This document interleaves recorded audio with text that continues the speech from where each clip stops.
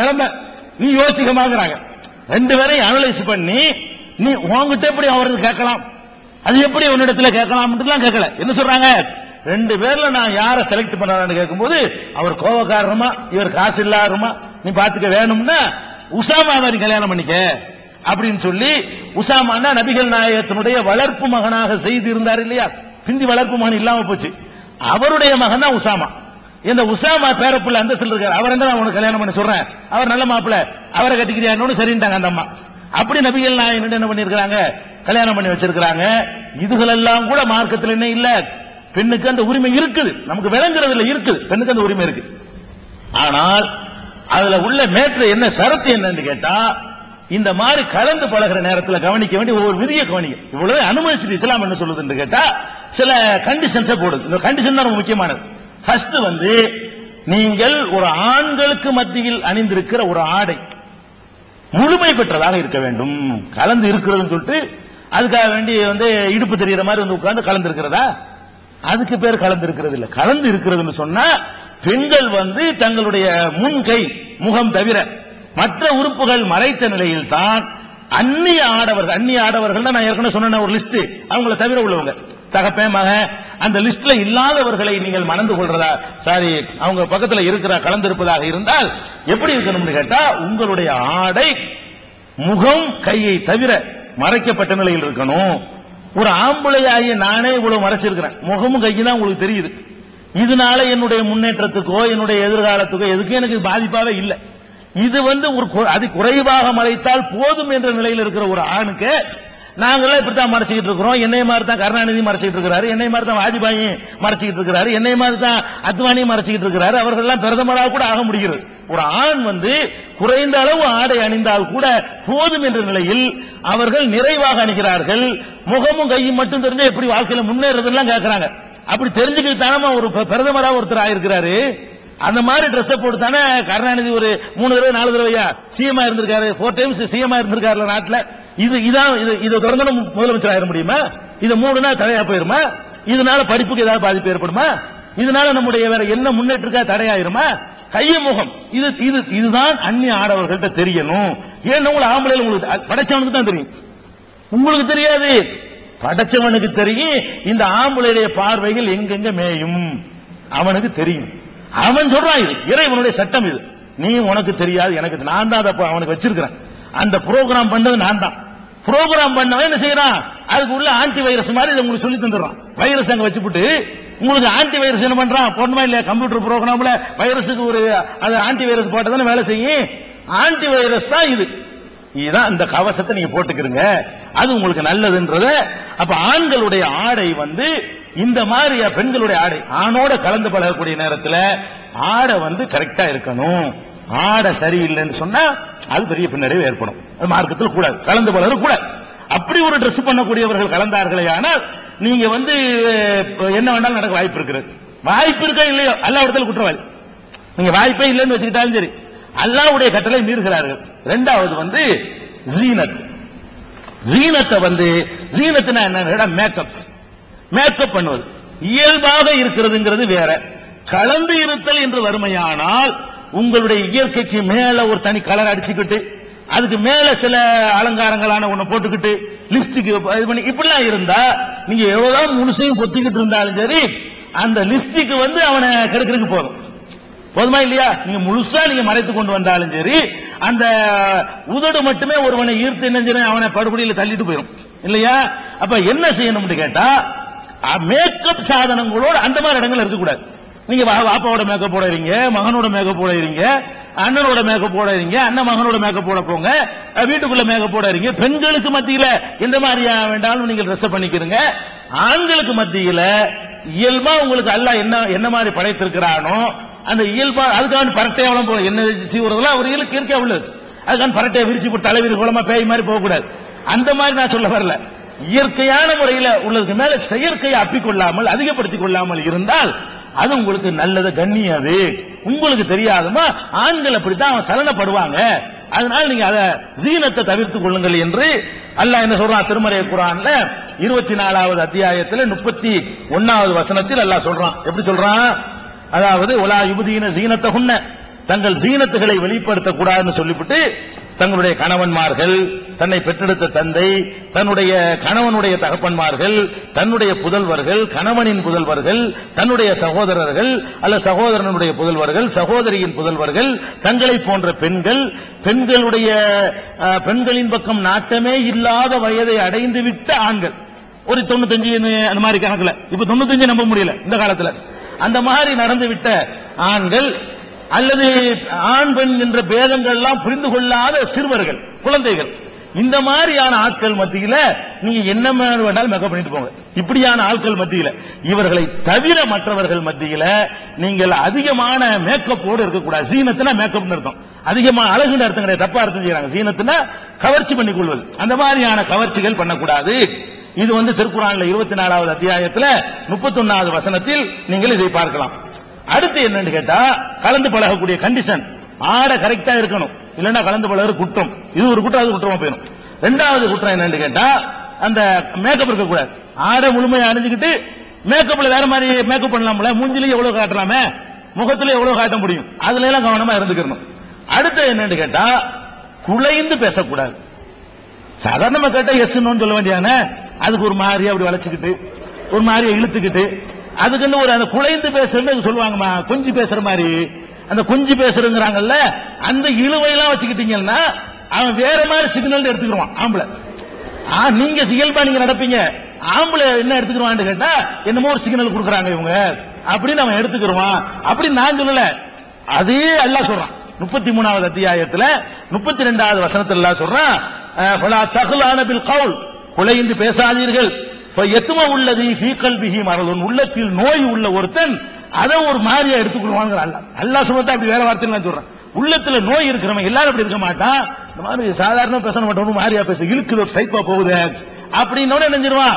சாதாரண பேசணும், சாதாரணமா ஒரு பொம்பளை பேசிக்கிறீங்க, ஒரு பெண்ணோட ஒரு பெண் எப்படி பேசுவீங்க, அந்த மாதிரி தான் பேசணுமே தவிர அதை ஒரு டைப்பான பேச்சு உங்களுக்கு தெரியும் சொல்லி தர வேண்டியதில்லை. அந்த மாதிரி டைப் வேணாம், அதுகள் அறவே என்ன செய்யணும், தவிர்த்துக் கொள்ளணும். இது மார்க்கத்தில் தடை 33 32 வசனத்துல தடுக்கப்பட்டிருக்கிறது.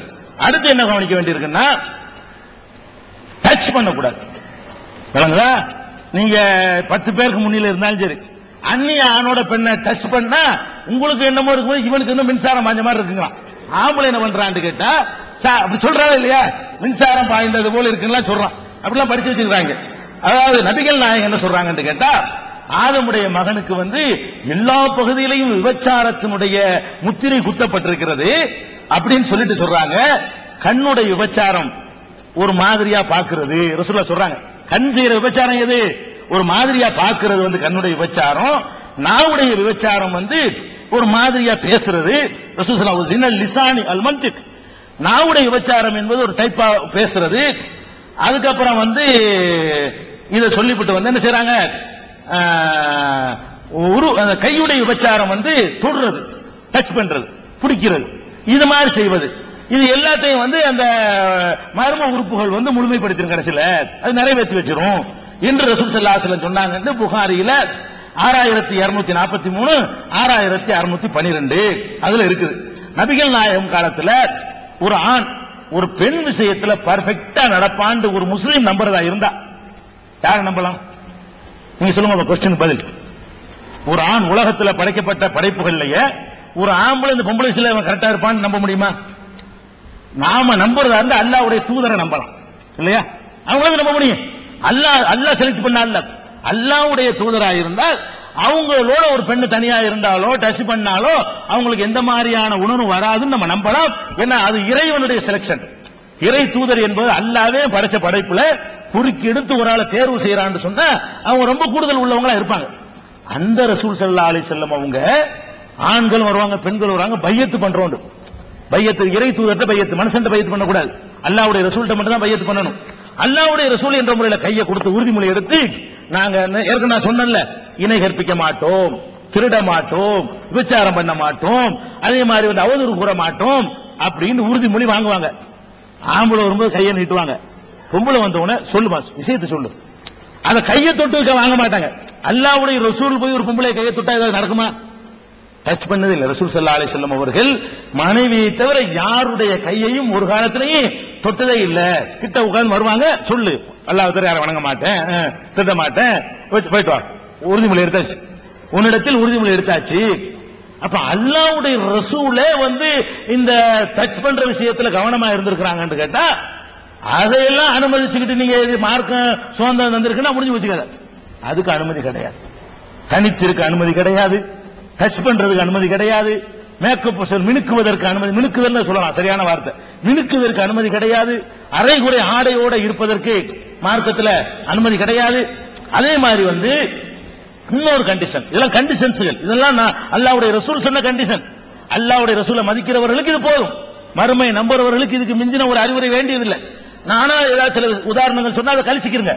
அல்லாஹ்வுடைய ரசூல் சொன்னது மட்டும் நீங்க கேளுங்க, வேற எதுவும் கேட்க வேண்டியதில்லை.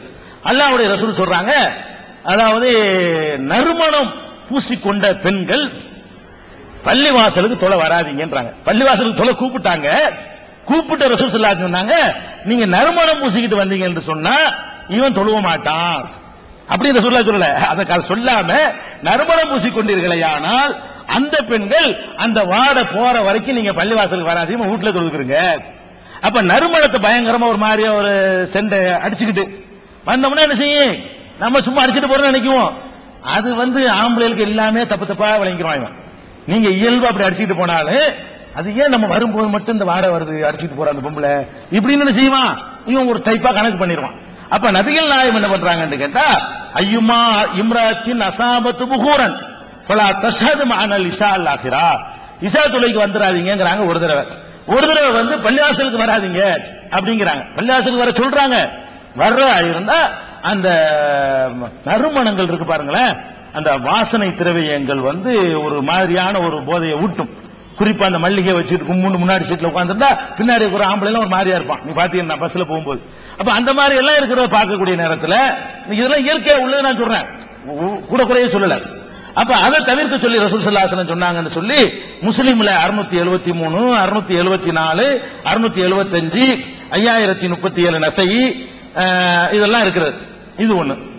அடுத்து முக்கியமா கவனிக்க வேண்டியது, ஆண்களும் பெண்களும் கலந்திருக்கிற அந்த சபையில் சபை எப்படி இருக்க வேண்டும் என்று கேட்டால், இப்படி இந்த பக்கத்தில் ஒரு ஆம்பளை, இந்த பக்கத்தில் ஒரு பொம்பளை, இந்த பக்கத்தில் ஒரு ஆம்பளை, இந்த பக்கத்தில் அப்படி இருக்கக்கூடாது. ஏன்னு கேட்டா லேசா கரண்ட் போச்சுன்னா கிள்ளி விட்டுருவான், வெளிச்சம் இருக்கிற வரைக்கும் ஒழுங்கா இருப்பான். என்ன தேவை பண்ணான்னா வேற மாதிரி விபரீதமா போய் பெரிய ரசாபாசமாய் பெரிய அசிங்கமா போயிடும். இவன் சும்மா இருக்க மாட்டாங்க, அந்த வெளிச்சம் 4 பேர் பாக்குறாங்கிறது தான் சும்மா இருந்துட்டு இருப்பான். அது மாதிரி ஒரு நீங்க சினிமா ஹோட்டல் இருக்குங்க, திடீர்னு கரண்ட் போனா என்ன பண்றாங்க, நாங்களாம் அந்த காலத்து சினிமாவுக்கு போனோம், இப்ப போறது கிடையாது. அப்ப அந்த காலத்துல நாங்களும் உங்களை மாதிரி வயசுல கூடிய சினிமாக்கெல்லாம் போனோம்னா கரண்ட் போகும் வைங்களேன், செருப்பு ஓட்டி எறிவான், அது வரைக்கும் ஒழுங்கா மனசுல தான் இருப்பான். இந்த இருட்டுல நம்மளை யார் பார்க்க போறான்னு தெரிஞ்ச உடனே மிருகமா போயிருவான், எல்லா கிறுக்கு விளையாட்டும் காட்டுவான். இதை நீங்க ஒரு சபையில எந்த சபையில கரண்ட் போனாலும் நீங்க பார்க்கலாம். இப்ப கரண்ட் போச்சு நான் பேசணும்னு வைங்களேன், நீங்க வாட்டுக்கு ஏதாவது கூச்சல் போட ஆரம்பிச்சிருவீங்க. ஆளுக்கு யார் பார்க்க போறா, யாரு தெரிய போகுதுன்னு சொல்லிட்டு கத்த ஆரம்பிச்சிருவீங்க. இது ஆம்பளை உம்பளை மனசு எல்லாத்தையும் உள்ள ஒரு மேட்ரு. அதனால என்ன பண்ணணும்னு கேட்டா, நபி ஸல்லல்லாஹு அலைஹி வஸல்லம் பள்ளிவாசல் வர சொன்னாங்கல்ல, இப்படி தடுப்பை போட்டு செவத்துக்கு அங்கிட்டு நீங்க எல்லாம் சொல்லல. அதனாலதான் அந்த டிரெஸ் மறைங்க எல்லாம் சொன்னாங்க. இமாம வந்து நேர பாக்குற மாதிரி தான் இருந்தாங்க. ஆனால் முதல் வரிசைகள் ஆண்களும் பின் வரிசையில பெண்களும் இருக்க வேண்டும். முதல் வரிசையில பொம்பளை இருந்தா இவன் வந்து சொல்லித்தர டீச்சரை பார்க்க மாட்டான், முன்னாடி இருக்க பொம்பளை பார்ப்பான். இவன் என்ன மேட்ருன்னு கேட்டா, நீங்க வந்து படிப்பை பார்ப்பீங்க, அவன் என்ன பண்ணுவான்னு கேட்டா, ஆம்பளையை பொறுத்த வரைக்கும் நீங்க முன்னாடி உங்களை கொஞ்சம் பின்னாடி அவனை உட்கார வச்சுன்னு வைங்களேன், பேப்பர் போடுவான், பேப்பர் சொல்லிட்டுவான், எரிஞ்சிட்டு உட்காந்து தெரியாம நடக்குமா இல்லையா? இந்த மாதிரி இதெல்லாம் வந்து ஒரு தேவையற்ற ஒரு கலவரங்கள் உண்டாயிருக்கு சில ஊர்கள்ல. கிராமப்புறங்களா இருந்துச்சுன்னு வைங்களேன், எப்படா என் பொண்ணு மேல நீ பேப்பர் தூக்கி போட்டு எவனோ ஒருத்தன் போட்டிருக்க, இன்னும் எவனோ ஒருத்தனை பிடிச்சி அடிச்சு கலவரமா போய் 15-20 தலை உருண்டு போயிடும். அப்ப நபிகள் என்ன பண்றாங்கன்னா, சபையில் அமர வைக்கக்கூடிய நேரத்தில் ஆம்பளை முன்னாடி வை, பொம்பளை அது மாதிரிலாம் செய்ய மாட்டாங்க.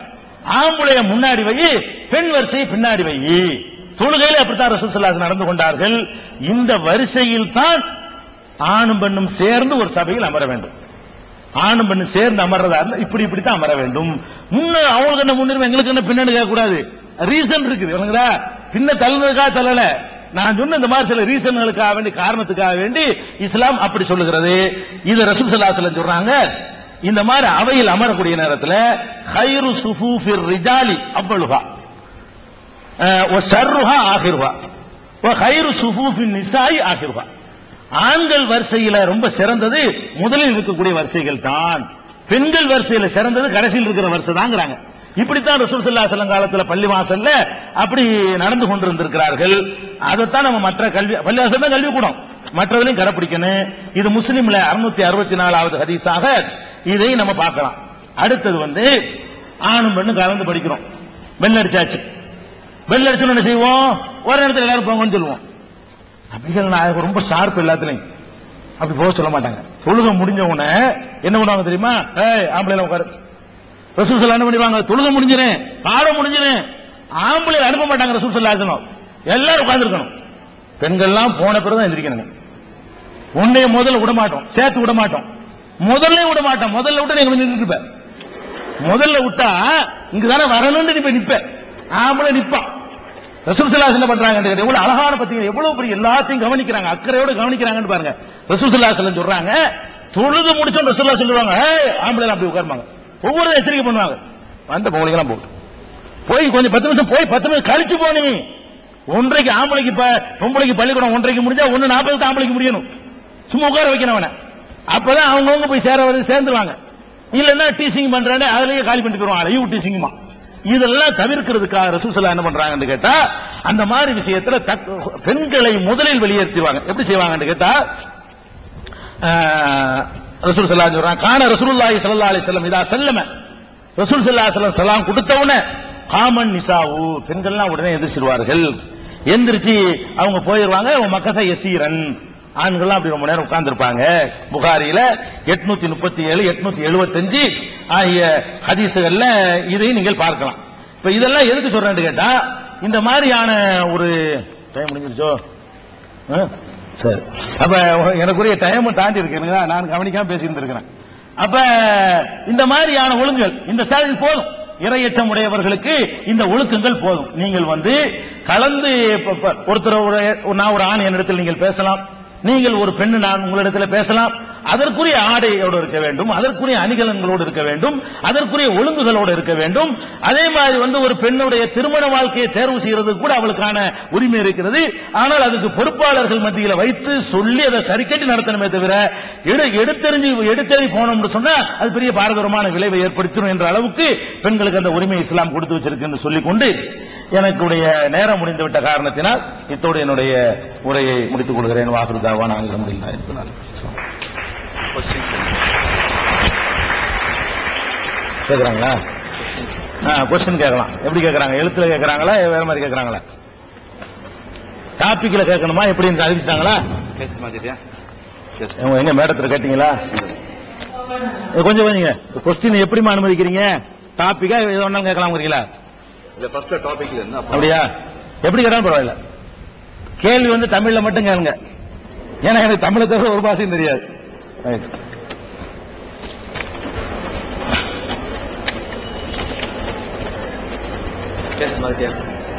செய்ய மாட்டேன்.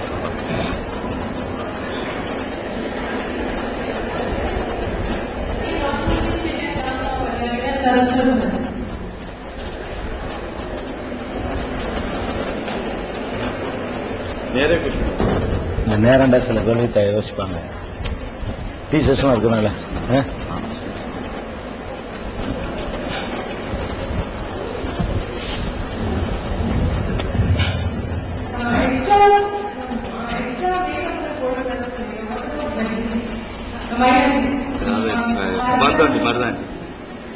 அதெல்லாம் போடலாம் நினைக்கிறீங்களா? என்ன இருக்கிறாங்கன்னா, மேக்கப் சாதனங்கள் போடக்கூடாதுன்னு இஸ்லாம் சொன்னதா? போடக்கூடாதுன்னு சொல்லவில்லை, போடலாம். கணவனுக்கு முன்னால், தகப்பனுக்கு முன்னால், மகனுக்கு முன்னால், அந்த பெண்களுக்கு மத்தியிலேயே, பெண்கள் மாத்திரம் இருக்கிற சபையில போட்டுக்கொள்ளலாம். அந்நிய ஆண்களுக்கு மத்தியில தான் இந்த மேக்கப் சாதனங்களை தவிர்க்கணும் என்று சொல்லியிருக்கிறோம். மருதாணியை பொறுத்த வரைக்கும் நபிகள் நாயகம் ஸல்லல்லாஹு அலைஹி வஸல்லம் அந்த மருதாணியை மேக்கப் சாதனமாக கணக்கில் எடுத்துக் கொள்ளவில்லை. ரசூல் ஸல்லல்லாஹு அலைஹி வஸல்லம் சந்திக்க வருகிற பெண்களை மருதாணி போட்ட நிலையில் பார்த்திருக்கிறார்கள் நபி ஸல்லல்லாஹு அலைஹி வஸல்லம். அது மருதாணி ஒண்ணுதான் அந்த ஒரு மனிதன் செய்து கொள்ளக்கூடிய அந்த மேக்கப்லயே அந்நியர்களுக்கு மத்தியில் உள்ளது அனுமதிக்கப்பட்டது. நபிகள் நாயகம் காலத்தில் அவங்கள்ட்ட அந்த மருதாணி கையோடவே நினைஞ்சிருக்கிறாங்க, அவங்கள சந்திச்சிருக்கிறாங்க, அதற்கு ஆதாரம் இருக்கிறது. அதனால அதுக்கு மட்டும் தடை இல்லை. ஒரு ஹஸ்பண்ட் ஒய்ஃபும் வீட்டுல சொல்லும்போது ஆண் முன்னாடி சொல்லணும், பெண் பின்னாடி சொல்லணும். அதாவது வீட்டுல வேணும் தொழுகிறோம். இப்ப கணவன் மனைவி இருக்கிறாங்க, ரெண்டு பேரும் பக்கத்து பக்கத்துல சேர்ந்து தொழுவலாமா, முன்னாடி பின்னாடி நின்று தொழுவணுமான்னு கேட்கிறாங்க. பக்கத்து பக்கத்துல சேர்ந்து தொழக்கூடாது, பின்னாடி தான் நின்று தொழுவணும். ஒரு ஆணும் ஆணுமா இருந்தா பக்கத்து பக்கத்துல சேர்ந்து தொழுவலாம். அவங்க மனைவியா இருந்தா கூடங்க தொழுவும் போது அவனுக்கு என்ன வரும், ஒரு ஆண் தொழுவக்கூடிய நேரத்துல அப்படி உரசிக்கிட்டு இருந்தாங்கன்னா, அந்த மாதிரி இருந்தாங்கன்னு சொன்னா அவனுக்கு ஒரு நேரம் இல்லாட்டி மனைவியா இருந்தா கூட ஒரு சரண விபாகத்துல பாதிக்குமா இல்லையா? வணக்க வழிபாட்டுடைய ஈடுபாட்டை வந்து அது தடுத்துரும். அந்த காரணத்தை ரசூல் ஸல்லல்லாஹு அலைஹி வஸல்லம் சொல்லாட்டா கூட பின்னாடிதான் நின்று தொழுதுருக்காங்க. ஆம்பளை இருந்தானா பக்கத்துல நின்றுக்கலாம், பெண்களா இருந்தா பின்னாடி நின்றுக்கிறது, மனைவியாவே இருந்தாலும் சரிதான்.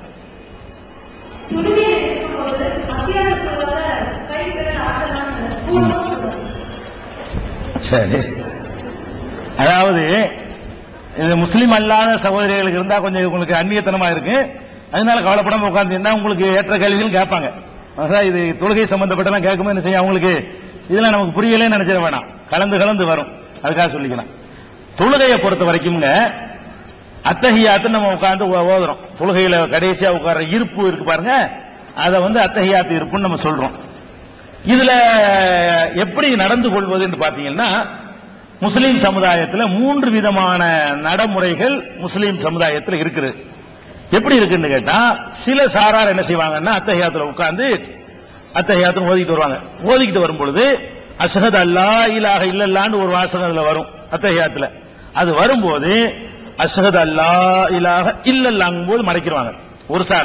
ஒரு சாரார் என்ன பண்ணுவாங்கன்னு கேட்டா அஷ்ஹது அல்லா இலாஹ இல்லல்லாஹ்னு போட்டுருவாங்க. இது ஒரு குரூப். இவங்க வந்து ஹனஃபின்னு சொல்லுவாங்க. இவங்களுக்கு என்ன பேரு, ஹனஃபி குரூப்னு சொல்லிக்கிறாங்க. இப்படி ஒரு நடைமுறை கணிசமான முஸ்லிம்களுடைய தொழுகையில் காணப்படுகிறது. இன்னொரு சைடு முஸ்லிம் என்ன பண்ணுவாங்கன்னு கேட்டா, இதே மாதிரி அத்தஹியாத்துல உட்கார்ந்துட்டே இருப்பாங்க.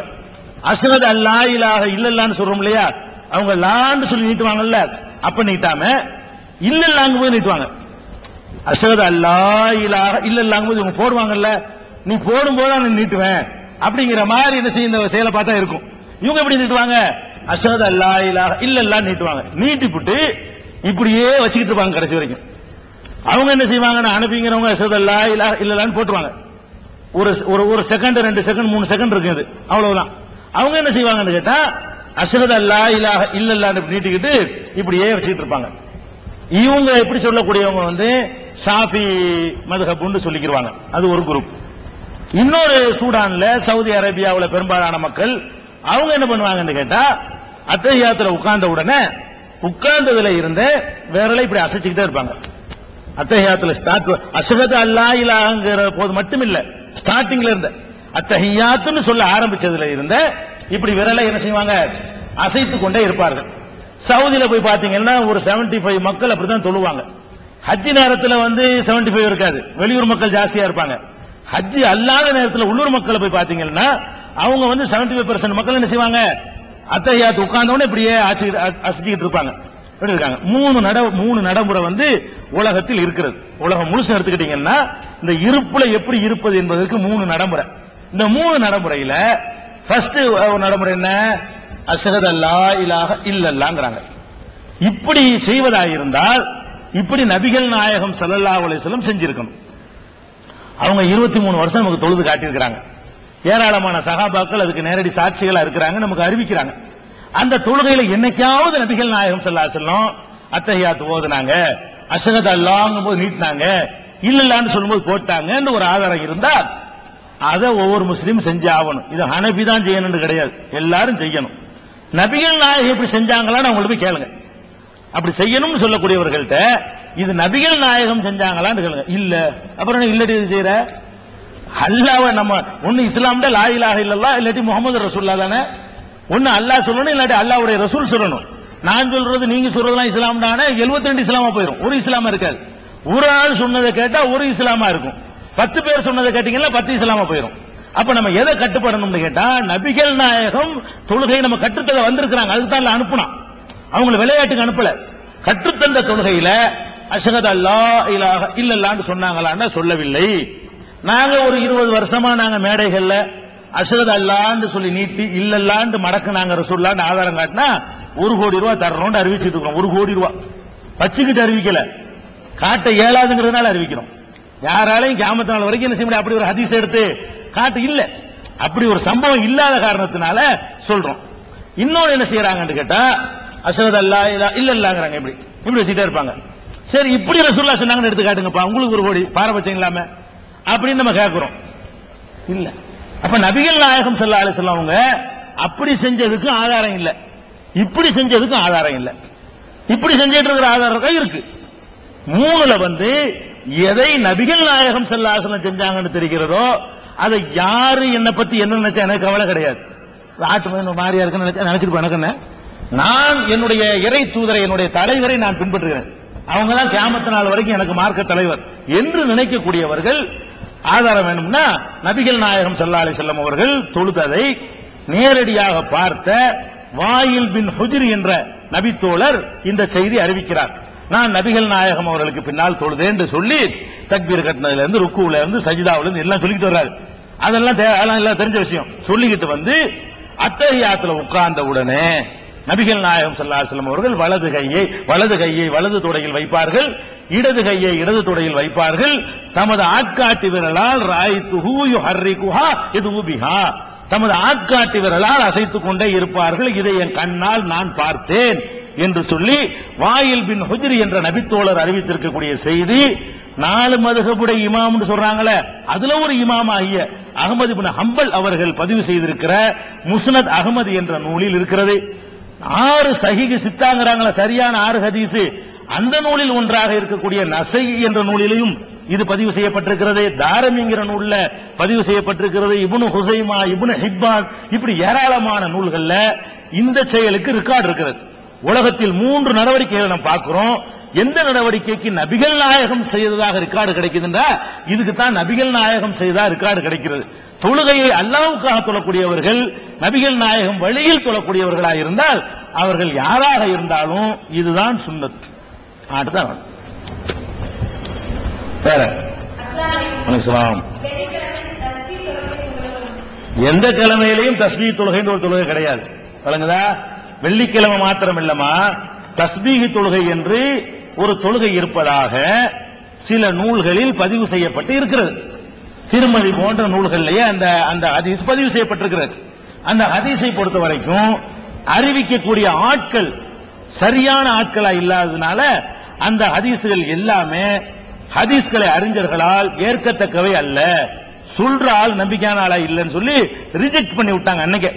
அப்படிப்பட்ட ஹதீஸ்ல தான் தஸ்பீஹ் தொழுகை இருக்கே தவிர ஆதாரப்பூர்வமாக ஏற்கத்தக்க எந்த ஒரு ஹதீஸ்லையும் தஸ்பீஹ் தொழுகை என்று ஒரு முறை கிடையாது. ஒண்ணு. ரெண்டாவது, நீங்க பாத்தீங்கன்னா தொழுகைங்கிறது நம்ம ஒரு ஈடுபாட்டோட செய்ய வேண்டிய ஒரு வணக்கம். ஈடுபாட்டோட செய்யற ஒரு வணக்கத்துல போய் நின்று கொண்டு தஸ்பீஹ் தொழுகைனா என்ன? சுப்ஹானல்லாஹி வல்ஹம்துலில்லாஹி வலா இலாஹ இல்லல்லாஹு வல்லாஹு அக்பர் வலா ஹவ்ல வலா குவத்த இல்லா பில்லாஹில் அலியில் அஸீம் சொல்லணும். இத 15 தடவை சொல்லணும்ன்றாங்க நின்றுகிட்டு. 15 தடவை நான் சொல்றதா இருந்தா எப்படி ஒரு மனுஷனால் 15 தடவை என்ன முடியும்? தக்பீர் தொழுகையில் நிக்கிறேன், இவன் ஓதவே மாட்டான், எங்கேயோ வாய் ஓதிக்கிட்டு இருக்கும்.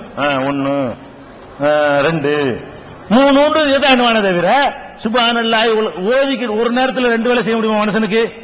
முடியாது. சில பிராக்டிஸ் பயிற்சி செய்தவர்களுக்கு வேண்டால் இந்த அவதானம்ங்கிற கவனக கலைந்து படிச்சிருந்தாங்கன்னு சொன்னா அவர்களுக்கு வேண்டுமானால் ரொம்ப ரேரா இருப்பாங்க. ஒரு நேரத்தில் 100 காரியம் செய்யற அளவுக்கு இருக்கு, 10 காரியம் 8 காரியம் செய்யற அளவுக்கு எல்லாம் செய்து கொண்டிருக்கிறார்கள். சதாவதானி, தசாவதானி, அஷ்டாவதானி எல்லாம் சொல்றாங்க இல்லையா? அது ரொம்ப கோடியில ஒருத்தர் அல்லாத மாதிரி சில பேருக்கு அந்த மாதிரி சார்பான புத்தியை கொடுத்திருப்பான். பெரும்பாலான மனிதனுக்கு நான் பேசிக் கொண்டிருக்கும் பொழுது இவர் பேசுவதை எனக்கு கேட்க முடியாது. இதுதான் மனுஷன். மனுஷன் ஒரு நேரத்தில் ஒண்ணுலதான் ஈடுபட முடியுமே தவிர 100 விஷயத்தில் ஈடுபட இயலாது. இப்ப என்ன பிரச்சனை கேட்டா தஸ்பீஹ் தொழுகையில சுப்ஹானல்லாஹி வல்ஹம்துலில்லாஹி மன எண்ணுவானா 15 எண்ணணும். சின்ன சின்ன வார்த்தையா இருந்தா கூட ஈஸியா எண்ணிட்டு போயிடலாம். பெரிய பெரிய வார்த்தையா இருக்கிறது. இந்த தஸ்பீஹ் தொழுகிற ஆட்கள்லாம் பாத்தீங்கன்னா விரல வச்சுட்டு இப்படி பிடிட்டு இருப்பாங்க. ஒரு ஈடுபாடு இல்லாம தொழுகையா? அதனால இந்த தொழுகையுடைய மெத்தடே இஸ்லாத்துல உள்ளதா இல்ல, ஆதாரப்பூர்வமான ஹதீஸும் இல்ல. ஏத்திக்கிட்டு போக கூடாது. 2 ஆம்பளை வந்தா ஏத்திக்கிறங்க, 3 ஆம்பளை வந்தா ஏத்திக்கிறங்க, ஒரு 2 ஆம்பளை ஒரு பொம்பளை வந்தா ஏத்திக்கிறங்க. ஒரு ஆம்பளை மட்டும் ஏத்துனீங்க என்று சொன்னா அவன் சொல்ற இடத்துக்கு நீங்க போக மாட்டீங்க, வேற எங்கேயா போயிருவீங்க. வணங்குதா? அதனால அந்த தனித்திருக்க கூடாதுன்னு வந்துருதுல, தனியாக இருக்கிறது வந்து சேஃப்டி குறைவுமா. இன்னைக்கு பாருங்க, நீங்க பார்த்தோம்னு சொன்னா என்னுடைய அண்ணி அழகா இருந்தால் அடைகிறதுக்காக கற்பழிச்சு கொலை செஞ்சேன்னு நேற்று பேப்பர்ல போட்டிருக்கான். மனுஷன் எப்படிலாம் மிருகம் இருக்கான்னு பாருங்க. அண்ணன் பொண்டாட்டிய இவன் ஆசைப்பட்டு இவன் அண்ணன் பொண்டாட்டியும் அவன் பிள்ளையும் சேர்த்து கொண்டு விட்டு 3 நாள் நடந்துருக்கு. வேலூர்ல நடந்திருக்கு பாருங்க, பார்த்தமா இல்லையா? அதனால நீங்க தனியாவோட ஓட்டலாம், தனியா ஏறுற சவாரி சிங்கிளா ஒரு ஆண் வந்தா ஏத்த மாட்டேன் எப்படிமா? 2 ஆண் இருந்தான்னு கேட்டா அது இருக்கு. நான் அதிசயம் சொன்னேன், 2 ஆண் இருந்தா செய்யலாமான்னு கேட்டா நபி ஸல்லல்லாஹு அலைஹி வஸல்லம் சொல்லி இருக்கிறாங்க. அதுக்கு ஆதாரம் வச்சிருக்கிறேன், சொல்லவும் செஞ்சேன் ஏற்கனவே.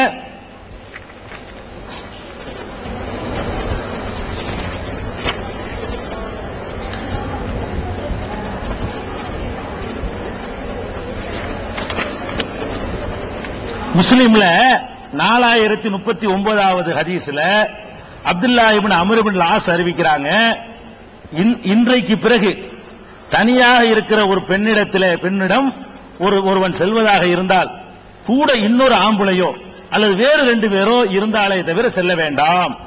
இல்லா மஅஹு ரஜுலுன் அவ் இஸ்னானி, கூட ஒரு ஆள் இருந்தால் 2 ஆம்பளை ஏத்திட்டு போகலாம், வழங்குதா? ஆனா அதுல இன்னைக்கு அனுமதி தானே தவிர காலம் எப்படி இருக்குன்னு பாத்துக்கிறங்க. 2 ஆம்பளையும் எங்க ஊர்ல பழமொழி சொல்லுவாங்க, முசை பிடிக்கிற நாயை மூஞ்சில பார்த்தா தெரியுமாங்க. நாய் எல்லாம் நாய் தான், அது முயல் பிடிக்கிற நாய் எதுங்கிறது மூஞ்சில தெரிஞ்சிடும். அந்த நாய்கள் வந்துச்சுன்னு வைங்களேன், அப்ப 2 வந்தாலும் அதான் சட்டம், 3 வந்தாலும் அதான் சட்டம். முதல்ல உங்களை சேஃப்டி பண்ணணும். ஃபர்ஸ்ட் சேஃப்டிக்கு உள்ள வேலைகள் அப்படியும் பண்ணிக்கிறங்க. சேஃப்டியான ஒரு நம்பிக்கை வந்த பிறகு இருந்தா கூட ஒத்த வேணாம், அதான் பிரச்சனை. இஸ்லாம் லட்சுமி அப்படிங்கிற ஒரு முஸ்லிமான சகோதரி கேள்விப்பட்டாங்க. இஸ்லாமில் ஒரு ஆண் பெண் எப்படி நடந்து கொள்ள வேண்டும் என்று சொன்னீர்கள். ஆனால் முஸ்லிமாகிய ஒரு ஆண் வேறு ஒரு இலக்கை சேர்ந்த பெண்ணிடம் இருந்தால் உங்கள் இஸ்லாம் என்ன கூறுகிறது? இஸ்லாம் என்ன கூறுகிறது என்று சொன்னால், இங்கே இஸ்லாமிய ஆட்சி இருக்குமையானால் அவனுக்கு மரண தண்டனை கொடுக்க வேண்டும் என்று இஸ்லாம் சொல்கிறது. இஸ்லாம் என்ன சொல்லுவது கேட்டா, அது இந்து இஸ்லாம் அல்லாத பெண்ணிடத்தில் வைத்திருந்தாலும் அந்த தண்டனை தான். இஸ்லாம் பெண்ணோட மனைவி ஒருத்தி இருக்கும் பொழுது இஸ்லாமில் உள்ள ஒரு பெண்ணோட வைத்திருந்தாலும் சரி, இஸ்லாமிய கவர்மெண்ட் இருக்குமையானால் அதுக்கு கொடுக்க வேண்டிய தண்டனை மரண தண்டனை. அதைத்தான் இஸ்லாம் வந்து சொல்லுது. இந்த கற்புல இஸ்லாமான ஆள் இஸ்லாம் இல்லாத ஆள் என்றெல்லாம் பாகுபடுத்தவில்லை இஸ்லாம். முஸ்லிமான பெண்ணிடத்துல போய் விபச்சாரம் பண்ணிக்க, முஸ்லிம் அல்லாத பெண்ணிட்ட போய் பண்ணாதுன்னா இஸ்லாம் சொல்லவில்லை. கற்புல உடல் கூறு விஷயத்துல வந்து எல்லாம் ஒண்ணுதான், எங்க மிஸ்டேக் வரம்பு மீறினாலும் ஒரே மாதிரியானதுன்னா இஸ்லாம் சொல்லுகிறது. தப்பு, அது குற்றம். சட்டம் இல்லாத இடத்துல ஒன்னைக்கு சட்டம், அந்த சட்டம் இல்ல, மறுமையில குற்றவாளி ஆகணும். தெரியுமா? ஆமா, அப்படி கவர்மெண்டா இருக்குது. ஆமா,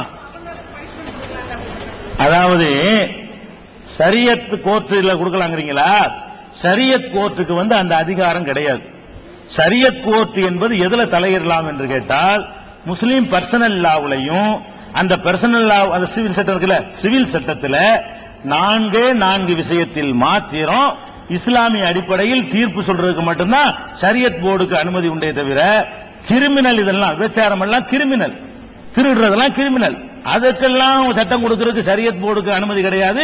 அவரை கொண்டே உள்ள போட்டுருவாங்க. அப்புறம் எது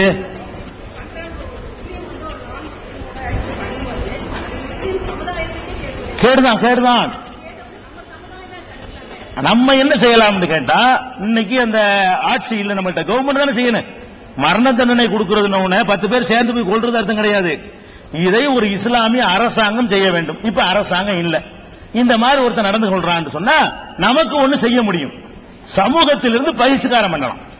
இவனோட ஒட்டு இல்ல, உறவு இல்ல, யாரையும் வச்சுக்கிறாதீங்க, இவனால இஸ்லாத்துக்கு கெட்ட பேர் ஏற்படுது என்று சமூக பகிஷ்காரம் செய்யலாம்.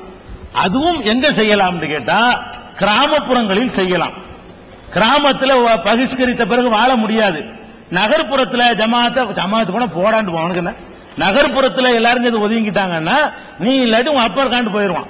அப்ப நகர்ப்புறங்கள்ல வந்து ஜமாத்து செட்டப்னு சொல்லி ஊரு ஒதுக்கி வைக்கிறது, நீக்கி வைக்கிறதெல்லாம் நடக்க முடியாது. கிராமங்கள் சொல்லும் பொழுது அவங்களே சுத்தி சுத்தி வாழ வேண்டி இருக்கிறது. அவங்கள பகைச்சுக்கிட்டு அங்க இருக்க முடியாது. அந்த மூஞ்சியை தான் இப்ப பார்த்துக்கிட்டு இருக்கணும். அதனால கிராமங்களுக்கு நடுத்தர நகரங்களுக்கு சாத்தியமாகுமே தவிர பெரிய நகரங்கள்ல நம்மால் ஒண்ணும் செய்ய முடியாத நிலையில் இருக்கிறோம். முடியாட்டு எல்லா கேள்வி கேட்க மாட்டான். அதான் விஷயம்.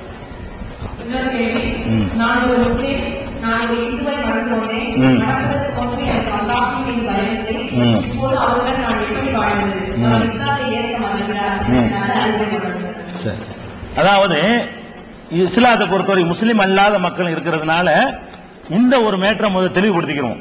அதை சொல்லிட்டு சொன்னா தான் பதில் சரியா வரும். இஸ்லாம் மத ரீதியான பாகுபாடுகளை அடியோட ஒழிச்சு கட்டுது. எல்லா விஷயத்திலையும் எல்லா மனுஷனையும் சமநிலையில் தான் பார்க்கிறது. ஒரு இஸ்லாமிய அரசாங்கத்தில் முஸ்லீமுக்குள்ள அவ்வளவு உரிமை முஸ்லீம் அல்லாதவங்களுக்கு கொடுக்கப்படும். அவங்க பெரிய தொழில் பண்ணியிருக்கிறாங்க, பெரிய பெரிய வியாபார நபிகள் நாயகம் காலத்தில் யூதர்கள் தான் பெரிய பெரிய வணிகங்கள்லாம் நடத்திருக்கிறாங்க. நபிகள் நாயகம் அவங்கள்ட்ட அடமானம் வச்சு வாங்குவாங்க என்ற அளவுக்கு அவங்களுடைய பொருளாதார நிலையெல்லாம் நல்லபடியா இருந்திருக்கிறது. அந்த விஷயத்தில் இஸ்லாம் சரியா இருந்தால் அதுல பெருந்தன்மையை விட்டுட்டாலும் திருமணம் வரக்கூடிய நேரத்தில் அது ஒரு நட்பு மாதிரி அல்ல. அதனால முஸ்லிமான ஆணா இருந்தாலும் பெண்ணா இருந்தாலும் முஸ்லிம் அல்லாத இஸ்லாத்தை ஏற்றுக்கொள்ளாத ஆணையோ பெண்ணையோ மணந்து கொள்ளக்கூடாது என்று திருமறை குர்ஆன்ல தெளிவான கட்டளை. குர்ஆன்ல இதுல மாற்றுக்கு இடமே கிடையாது. இதுல இஸ்லாம் வளைஞ்சே கொடுக்காது. ஏதாவது நீ ஒரு இந்த மாப்பிள்ள தான் வேணும், இந்த பொண்ணு தான் வேணும்னு நினைக்கிறியா, இந்த கொள்கை எனக்கு முக்கியம், இதை ஏற்றுக்கொண்டால் தான் நான் ஒத்துக்கொள்வேன் என்று சொல்லி ஆணா இருந்தாலும் சொல்லிடணும், பெண்ணா இருந்தாலும் சொல்லிடணும். ஏன் அப்படி சொல்லணும்னு கேட்டோம்னா, இந்த இஸ்லாம் என்பது நம்ம மறுமைக்காக ஏற்றுக்கொண்ட லட்சியம், இந்த உலகத்துக்காக ஏற்றுக்கொண்ட ஒரு வாழ்க்கை நெறி இல்ல. மறுமையில நம்ம வெற்றி பெறணும்னு சொன்னா நான் வெற்றி பெற மாதிரியே என்னுடைய புள்ள குட்டிகளும் வெற்றி பெறணும். நண்பர்களுக்கு மத்தியில் புள்ள குட்டியா வராது. கல்யாணம் சொல்லக்கூடிய நேரத்தில் அவங்க ரெண்டு பேரும் இணைவதால் நிறைய விஷயங்கள் நடக்கிறதுங்க, நிறைய உறவுகள் ஏற்படுகிறது, நிறைய சொத்து பிரிக்கிற விஷயம் ஏற்படுகிறது. அந்த குழந்தை எப்படி வளர்க்கிறதுன்னு ஒரு நாளைக்கு இப்படி இல்லாம திருமணம் நடத்திக்கிட்டாங்கன்னு சொன்னா ஒரு பழமொழி சொல்லுவோம், ஆசை 60 நாள் மோகம் 30 நாள். இந்த 60 நாளைக்கு 30 நாளைக்கு எதுவுமே தெரியாது. இவர் சிரிச்சாலும் உங்களுக்கு அழகா தெரியும், அழுதாலும் உங்களுக்கு அழகா தெரியும். இதெல்லாம் எவ்வளவு நாளைக்கு? ஒரு 60 நாளைக்கு 30 நாளைக்கு தான். அதுக்கப்புறம் யதார்த்தம் வழங்க ஆரம்பிச்சிடும். அதுக்கப்புறம் குறையா தெரியும், நிறைய தெரியும், எல்லாமே நிறையவே தெரியாது. இந்த 60 நாளைக்கு அந்த ஆசை இருக்கிற வரைக்கும் தான் அந்த வண்டி ஓடும். அந்த மாதிரியான அதுக்கு போன பிறகு என்ன நடக்கும் தெரியுமா? அதெல்லாம் நடக்காது, பார்த்துக்கொள்ள எல்லாம் சொல்லுவாங்க. எல்லாம் எது வரைக்கும் நடக்கும் கேட்டா 60 நாளைக்கு தான் நடக்கும். அதுக்கப்புறம் என்ன வரும் கேட்டா ஒவ்வொன்றிலையா வரும். இவங்க வழிபாடு அவங்க மோதும், அல்லாஹ் தவிர யாரும் இல்ல. அது ஏன் இதை நீ இல்லைன்னு சொல்ற? நம்ம இஸ்லாமிய அடிப்படை கொள்கைய ஒரு அடிப்படையிலேயே நம்ம சண்டை பிடிக்கிற மாதிரியான ஒரு கொள்கையா இருக்கும். பாத்தீங்கன்னா மற்றவங்க எல்லாம் பாசிட்டிவா கொள்கையை சொல்லுவாங்க, இஸ்லாம் ஒண்ணு மட்டும்தான் கடவுள் கொள்கையை நெகட்டிவா சொல்லுது. அதாவது அல்லாஹ் இருக்கிறான்னு இஸ்லாத்தினுடைய களிமா இல்ல, அல்லாஹ்வை தவிர ஒண்ணு இல்லைங்கிறது நம்முடைய களிமா. நம்முடைய கொள்கை இஸ்லாமின் கொள்கை எப்படி இருக்குன்னு கேட்டா அல்லாஹ் ஒருத்தன் இருக்கிறான், அல்லாஹ் மௌஜூத், அப்படியா களிமா? இல்ல. லா இலாஹ, எந்த கடவுளும் கிடையாது, இல்லல்லாஹ், அல்லாஹ்வை தவிர எந்த கடவுளும் இல்ல. அப்ப அல்லாஹ் இருக்கிறாங்கிறது ஏத்துக்கிறது முக்கியம் அல்ல, அல்லாஹ்வை தவிர ஒண்ணும் இல்லைங்கிறது, ஒரு கடவுளை தவிர வேற ஒண்ணு இல்லைங்கிற ஒரு கொள்கையை நான் வச்சுக்கிட்டு இருக்கும் பொழுது என் மனைவி ஒரு இதை வணங்குறான்னு வைங்க, வேற மாதிரி மதத்தை இருந்து வணங்குறாங்கன்னு சொன்னா அது இல்லைன்னு நான் சொல்லுவேன். அது என்ன இது இல்லங்க போச்சு, என் கொள்கை எல்லாம் அப்படிதான் இல்லைன்னு சொல்லுது, அதனால சொல்றேன். அங்க ஆரம்பிக்க அப்படி லேசா அப்படி ஆரம்பிச்சு அப்படி முத்தி அப்புறம் விலகி அப்புறம் சண்டையா போய் ஒரு குழந்தை பெற்றவன என்ன பேர் வைக்கிறது, அதை நீ சொல்றபடி வளர்க்கிறதா நான் சொல்றபடி வளர்க்கிறதா, அந்த பள்ளிக்கூடத்தில் சேர்க்கிறதா இந்த பள்ளிக்கூடத்தில் சேர்க்கிறதா என்பதுல இருந்து ஆம்பளை பிள்ளை இருந்தா அதுக்கு கத்தனை சுண்ணத்து பண்றதா வேணாமா, பண்ணணும் பண்ணக்கூடாது, இப்படி எல்லாம் கடைசியா என்ன ஆகும் கேட்டா எதுக்காக வாழ்றோமோ அது நடக்காது, சண்டையில சச்சரவுல முடியும். அதுக்கு முன்னாடி கொள்கையை மாத்திக்கிறங்க. உங்களுக்கு நீங்கள் சார்ந்திருக்கிற இந்த கொள்கை தான் கரெக்ட்னு தெரிஞ்சுன்னு சொன்னா எதிர்ப்பாளர் அந்த கொள்கை கொண்டு வந்தீங்கன்னா என்ன செய்யலாம்? அது தப்பு இல்லை. ஜாதி மதம் இஸ்லாம் பார்க்கல, பிறப்பின் அடிப்படையில் பார்க்கவில்லை. இதை நீங்க புரிஞ்சு கொள்றதா நான் இப்படி சொல்றேன், கொள்கை உறுதி அடிப்படையில் எடுக்கிற முடிவை நீங்க புரிஞ்சு கொள்றதா இருந்தா ஒரு கடவுள் மறுப்பு கொள்கையில் உள்ளவர் தீகா, பெரிய தீகாவில் ஒரு பெரிய தலைவர், அவர் ஐயர் வீட்டு பொண்ணை கல்யாணம் பண்ணுவாரா? பண்ண மாட்டார். ஏன்? கான்ட்ரவர்சி அது இல்லைன்னு இருக்காரு இவர், அவர் இருக்குங்கிறாரு. ஒரு ஐயர் என்ன செய்வார்? தன்னுடைய மகளை கொண்டு போய் அந்த கடவுள் இல்லைங்கிறவர் போய் கட்டி கொடுப்பாரா? கட்ட மாட்டார். அந்த பெண்ணுக்கு அதுல நம்பிக்கை உள்ளவங்களா இருந்தாங்க கட்டிக்கிறவாங்களா? கட்டிக்கிற மாட்டாங்க. அப்ப இந்த கொள்கையில ஒரு பெரிய வித்தியாசம் இஸ்லாமிய கொள்கைக்கு மற்ற கொள்கைக்கு வித்தியாசம் கூட இருக்கிறது.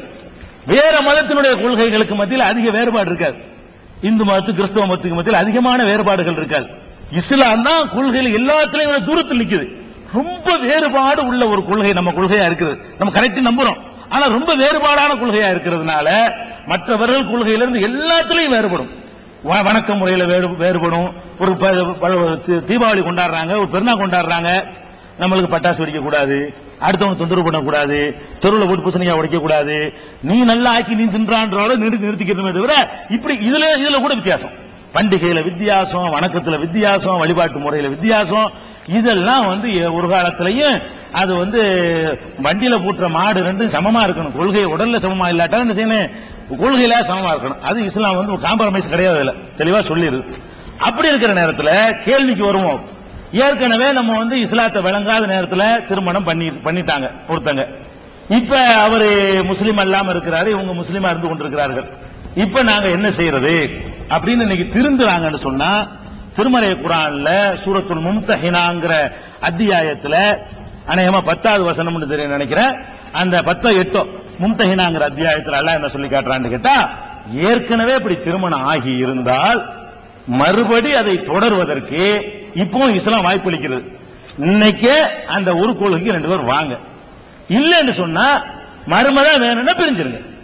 இஸ்லாம் அதை தெளிவா சொல்லு. குர்ஆன்ல தெளிவா லாஹும் யஹில்லூன லஹும், இவங்க அவங்களுக்கு ஹலால் இல்ல, அவங்க இவங்களுக்கு ஹலால் இல்ல அப்படின்னு தெளிவான வார்த்தையில இஸ்லாம் சொல்லிட்டதுனால அதுக்கப்புறம் நம்ம தொடர்ந்து ஒரு குழப்பமான ஒரு வாரிசை உண்டாக்கிட்டு போயிடக்கூடாது. ஒரு குழப்பமான உலகத்துக்கும் குழப்பமான வாரிசு, அந்த குழந்தைக்கு எந்த முறையில சொத்துல பங்கு கொடுக்கறதுல இருந்து பலவிதமான பிரச்சனைகளை உண்டாக்கிட்டு போயிடக்கூடாதுங்கிறதுக்காக இஸ்லாம் அதை ஏத்துக்கிறாங்க, தவறுன்னு சொல்லுது. அதே மாதிரி ஒரு கேள்வி சீட்லையும் வந்திருக்கிறது. என்னை ஒரு இந்து முஸ்லீம் அல்லாதன்னு வச்சுக்கிறேன், முஸ்லீம் அல்லாத ஆண் காதலிக்கிறார், என் குடும்பத்தினர் எதிர்க்கிறார்கள், இதற்கு என்ன செய்வது அப்படின்னு கேட்கிறாங்க. என்ன செய்வது என்று கேட்டால் அவருக்கு இஸ்லாத்தை எடுத்து சொன்ன கண்டிஷன்லாம் நீ கரெக்டா இருக்கணும். எந்த கண்டிஷன்? இப்ப நான் சொன்ன தனித்திருத்தல், மற்ற உங்களுடைய ஆடை விஷயங்கள், அந்த டச் பண்ற விஷயங்கள், பல விஷயங்கள்லையும் நீங்கள் கடைபிடிக்கக்கூடியவர்களா இருக்கணும். அப்படிலாம் இருப்பவர்களுக்கு தான் அந்த அறிவு. அப்படி இருந்தால் இஸ்லாத்தை எடுத்து சொல்லுங்கள். ஏற்றுக்கொள்வாரையானால் அந்த ஏற்றுக்கொண்டு அவர் தயாரா இருந்து உங்களுடைய பெற்றோர்கள் மறுத்தார்களே ஆனால் எங்களை மாதிரியான ஒரு இயக்கங்களை நீங்க அணுகுனீங்கன்னா நாங்க உங்க பெற்றோர்கள்ட்ட பேசுறோம், அதற்கான ஒத்துழைப்புகளை செய்யறோம். நபிகள் நாயகம் செய்த வேலை இது. அதையெல்லாம் நாங்க இஸ்லாம் மறுக்கவும் கிடையாது. அதை அவங்க பெற்றோர்களை புரிய வச்சு அதற்கான ஏற்பாடுகளை நம்ம என்ன செய்வோம், ஹராமுல போயிடாதீங்க. முறையாக நிக்காக திருமணத்தின் மூலமாக மாத்திரம் உங்களுடைய இல்லறத்தை அனுமதிச்சுக்கணுமே தவிர மார்க்க அனுமதிக்காத முறையில அப்படி ஒரு காரியத்தை தொடர்ந்து பாரதூரமான ஒரு படுகொலையில விழுந்துடக்கூடாது. அதான் சொல்ல வேண்டியது.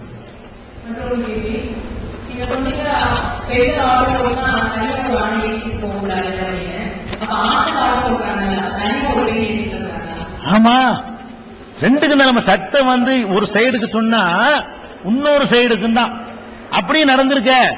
ஒரு பொண்ணு ஆட்டோல விட்டணும், மதுரையில கொண்டு போய் பாலத்துக்கு அடியில வச்சு என்ன பண்ணி கொலை பண்ணி அடுத்து போயிட்டானுல.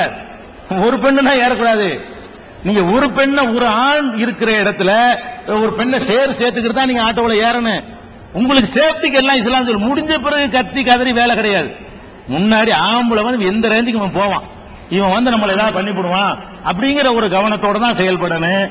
ஒரு ஆண் ஓட்டுற ஆட்டோவுல ஒரு பெண்ணு ஏறக்கூடாது. தனிச்சா நிக்கிறீங்க, தனித்து இருக்கிற வாய்ப்பு இருக்குல்ல, என்ன ஒண்ணு நிப்பாட்டிட்டான்னு என்ன பண்ணுவீங்க, அதை யோசிக்கணும். பேசுறதுக்கு தான் அனுமதி இருக்க, போன்ல நேரவே பேசலாமே. ஆணும் பெண்ணு நிச்சயம் போன் நேரடியாக பேசுறதுக்கு மார்க்கத்தில் அனுமதி இருக்கு. போன்லயும் நீங்க பேசிக்கிறீங்க. போன்ல பேசக்கூடியது அது என்ன பேச்சா இருக்குன்னு கேட்டா, எந்த பேச்சை எல்லா நேரத்திலையும் பேச அல்ல அனுமதிச்சிருக்கிறானோ அந்த பேச்சுக்களா இருக்கணுமே தவிர அதை எழுத்துல எழுத முடியாத பேச்சுக்களாக இருக்கக்கூடாது. எந்த மாதிரி பேச்சுக்களை எழுத்துல எழுத முடியாதோ, அதை சொல்ல முடியாதோ, போன்ல தானே இருக்கு யார் பார்க்க போறான்னு சொல்லிட்டு வேற மாதிரியான பேச்சுக்களா இருந்தால் கூடாதே தவிர, நீங்க என்ன கல்யாணத்துக்கு என்ன செய்வீங்க, கல்யாணத்துக்கு என்ன வாங்கி தருவீங்க, நீங்க என்ன வேலைக்கு போக போறீங்க, நான் என்ன சேர்ந்து விரும்புறீங்க எல்லாம் கேட்டுக்கலாம். இதெல்லாம் தப்பு கிடையாது. இந்த அங்க அவயவங்களை வர்ணிக்கிற மாதிரி ஒரு அதிகமா வரம்பு மீறது வந்து கூடாது.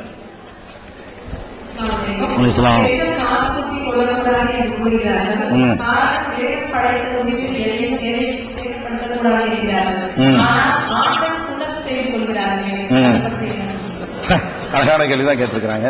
அதாவதுமா காது நல்ல கேள்விதான். எல்லா கேள்விகளுக்கும் இஸ்லாத்தில் ஆன்சர் இருக்கு. அப்ப இந்த காது குத்துறதை பொறுத்த வரைக்கும் இஸ்லாம் என்ன சொல்லுதுன்னு முதல் தெளிவா தெரிஞ்சுக்கிறங்க. காது குத்துங்க என்றும் குர்ஆன் ஹதீஸ்ல இல்ல, காது குத்தாதீங்க அப்படின்னு குர்ஆன் ஹதீஸ்ல கிடையாது. எப்படி குர்ஆன் ஹதீஸ்ல இருக்குன்னு கேட்டா, சைத்தான்கிறவன இறைவன் வந்து இப்லீஸ வெளியேற்றும் பொழுது இப்லீஸ் அல்லாஹ் இடத்துல ஒரு வாக்கு கேட்கறான், என்னை இப்ப அழிச்சுப்படாத இறைவா, நீ யார சிறந்தவரா படைச்சியோ அவரையும் புள்ள ஒட்டியிலையும் வழி கெடுக்கிறேன், எனக்கு ஒரு வாய்ப்பை கூட நான் கெடுத்து காட்டுறேங்கிறான். முடிஞ்சா பாத்துக்கிறான்னு அல்லாஹ் நினைஞ்சான், அந்த வாய்ப்பை கொடுத்தா. இது நமக்கு தெரிஞ்ச விஷயம். அப்படி கொடுக்கும் பொழுது அவன் என்ன பண்ணான்னு கேட்டா, வலவு மன்னி என்னகும் வல ஆமுர் அன்னகும் ஃபலயு பத்திக்குன்ன ஆதானல் அன் ஆமி ஃபலயு கையிருன்ன ஹல்கல்லா. நான் போய் என்ன செய்வேன், இந்த மனிதர்களுடைய உள்ளங்கள்ல ஆசை வார்த்தையை ஊட்டுவேன், அவர்கள் எனக்கு கட்டுப்படுவார்கள், கால்நடைகளுடைய காதுகளை அறுத்து விடுவார்கள். அறுக்க சொன்னா அறுத்துவான், கால் அறுத்து விட்டுருக்கான்ல. அதுக்கு அடுத்து அல்லாஹ் என்ன சொல்றான்னு கேட்டா, ஃபலயு கையிருன்ன ஹல்கல்லா, நீ எந்த வடிவத்தில் மனிதனை படைத்திருக்கிறாயோ அந்த கோலத்தையே மாற்ற செஞ்சிருவேனா, எனக்கு மட்டும் நீ வாய்ப்பு கொடு, நான் போய் இந்த மனுஷனுள்கிட்ட நுழைஞ்சி அவங்களுடைய கோலத்தை நான் மாற்றி அமைச்சிருவேன் அப்படின்னு இப்லீஸ் கேட்கிறான். இந்த கோலத்தை மாற்றி அமைக்கிற அல்லாஹ் என்ன கோலத்தில் படைச்சிருக்கிறானோ அந்த கோலத்தை மாற்றுறது என்பது ஷைத்தானுடைய தூண்டுதலால் நடக்குது என்பதை இந்த வசனம் சொல்கிறது. இன்னொரு வசனத்துல திருமறை குர்ஆன்ல அல்லாஹ் சொல்லி காட்டுகிறான், வலக்கத் ஹலக்னல் இன்சான ஃபீ அஹ்ஸனி தக்வீம், மனிதனை அழகான வடிவத்தில் படைத்திருக்கிறோம். அல்லாஹ் வந்து மனுஷனை எப்படி படைச்சிருக்கிறானோ அதான் அழகான வடிவம். இதுக்கு மிஞ்சின ஒரு அழகான வடிவம் கிடையாது. அல்லாஹ் படைச்ச ஆடு மாடு கழுத குதிரை பன்னி நாய் மயில் குயில் எதற்காலும் சரி, மனுஷ படைப்புக்கு நிகரான அழகு வேற எந்த படைப்பும் கிடையாது. இந்த படைப்பு தான் நான் படைத்த படைப்பிலேயே அழகான வடிவம் கொண்டது அப்படின்னு அல்லாஹ்வும் சொல்லிட்டான். இப்ப ஒருத்தர் ஒரு பெண்ணை அல்லாஹ் படைக்கிறான் பாருங்க, எவ்வளவு டிஃபரெண்ட் அல்லாஹ் காட்டுறான் பாத்தீங்களா. ஒரு சாதாரண இந்த முடிக்கும் ஒரு இதுக்கு சம்பந்தமே கிடையாது, உனக்கு தான் இந்த முடி உனக்கு இல்லைன்னு ஆக்குறான். அல்லாஹ் வந்து எப்படி வித்தியாசப்படுத்துறான்னு கேட்டா, ஆம்பளைக்கு மீசேன்னு ஒண்ணு வைக்கிறான், ஆம்பளைக்கு வந்து தாடின்னு ஒண்ணு வைக்கிறான், பொம்பளைக்கு அது என்ன செய்யறான் இல்லைன்னு ஆக்கி போடுறான். அல்லாஹ் என்ன செய்யறான்னா, பொம்பளை எப்படி இருக்கணுமோ அது அழகா அவனே பிளான் பண்ணி இப்படித்தான் பொம்பளை இருக்கணும்னு எல்லாத்தையும் ப்ரோக்ராம் பண்ணி படைச்சு போடுறான். ஆம்பளை இப்படித்தான் இருக்கணுங்கிறதுக்கு உள்ள ப்ரோக்ராம் எல்லாம் முகம் உள்பட அவன் காட்டுறான். அதாவது தேவையான இடங்களில் மாத்திரம் காட்டல, முகத்தில் எந்த தேவை, ரெண்டு பேரும் தாடி வச்சிருந்தா பெண்ணுங்கிற, ஆம்பளை மாதிரி பொம்பளைக்கு தாடி இல்லாம படிச்சா என்ன கெட்டு போயிருங்கிற. அவன் என்ன பண்றான்னு கேட்டா, அவன் வேணும்னு அப்படி ஒரு ப்ரோக்ராம் பண்ணி போடுறான். அப்ப நம்ம இந்த காதுலையும் மூக்குலையும் ஒரு ஹோல் போடுறதுதான், ஒரு ஓட்டை போடுறதுதான் அழகான வடிவம்னா அப்படி அல்லாஹ் படைச்சிருக்கணும். என்ன பண்றோம், இந்த மாதிரி ஒரு ஓட்டை எவ்வளவு அழகா இருக்கு, இது கூட அல்லாஹ்வுக்கு தெரியலையே, நம்ம தானே போட்டுக்கிற வேண்டி இருக்குன்னு அர்த்தம். நீங்க எப்ப காதை குத்துறீங்களோ பாரு, இவ்வளவையும் படைச்சுவிட்டு இதை மறந்துட்டான் அல்லாஹ். இங்கன ஒரு ஓட்டை இருந்தா அவ்வளவு நல்லா இருக்கு, இங்கன ரெண்டு குத்து இருந்தா நல்லா இருந்திருக்குமே, இதை போய் மிஸ்டேக் பண்ணிட்டான் என்று அவனுடைய படைப்பின் மீது நீங்கள் குறை சொல்கிறீர்கள் அழகுல. அடுத்தது வந்து நபிகள் நாயகம் ஸல்லல்லாஹு அலைஹி வஸல்லம் சொன்னாங்க, பச்சை குத்தக்கூடியவர்களையும் பச்சை குத்திவிடக்கூடியவர்களையும் அல்லாஹ் சபிக்கிறான்னு சொல்லிட்டு வரும் பொழுது அழகுக்காக நல்லா கவனிக்கணும், ஒல் முகையிராத்தி ஹல்கல்லாஹி லில் ஹுஸ்னி, அழகுக்காக வடிவமைப்பை மாற்றிக் கொள்கிறார்களே அவர்களையும் அல்லாஹ் சபிக்கிறான். அழகுக்காக வடிவத்தையும் மாற்றி கோலத்தை மாத்திர மேக்கப் போடுறதல்ல, பல்ல பெருசாகிறது மூக்கு சின்னதாகிறது இப்படியான டைப் அழகுக்காக வேண்டி கோலத்தை மாத்துறதுக்கு பாருங்க, அது அல்லாஹ்வுடைய சாபத்துக்கு உரியது. அதே நேரத்தில் ஒருத்தங்க பல்லு இப்படி நீண்டு போச்சு, அதை போய் கரெக்ட் பண்றது வந்து குற்றம் கிடையாது, அது எல்லாருக்கும் இருக்குது, இவனுக்கு மட்டும் விட்டு போட்டுருக்குன்னு தெரியுது. அல்லாஹ் ஒரு பொம்பளைக்காச்சும் காதுல ஓட்ட போட்டு படைச்சிருக்கானா?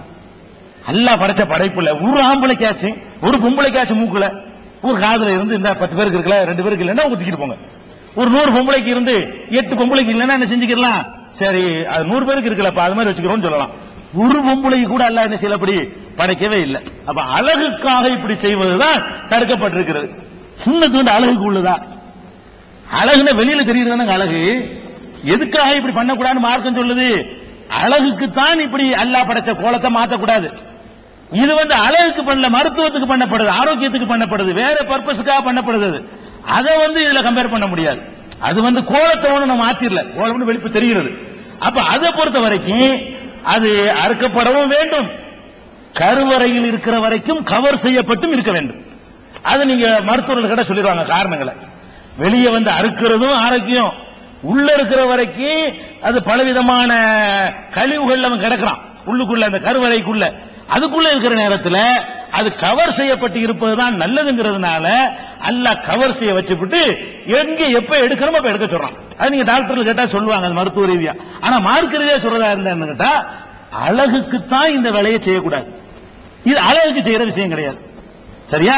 சுண்ணத்து பண்றதுங்கிறது. அடுத்து